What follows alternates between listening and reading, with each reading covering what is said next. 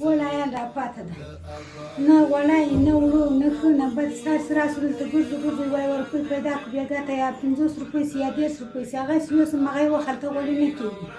دومره شی د خدای په کور کې پاتې کړي سره واخلئ سترګې ترې ونیسي یا ګاسې ټول بدن مو ښویېږي سرفراز یاتې زه یم په کور کې د ګټې سړی نه لرم د نفقې سړی نه لرم چې عیال ته مې یوه نفقه پیدا کړي یا یوه ګټه راته وکړي یا په کور یا په دار یې راته پیدا کړي ته مې د لوی خدای ته م اخیستې بیا مې د تاسې ته م اخیستې ده د لوی خدای پرې ته م راغلی یم بیا د تاسې په یا خدای له ما سره یو کومک وکړي له ما سره یو مرسته وکړي زایان مې په کور یا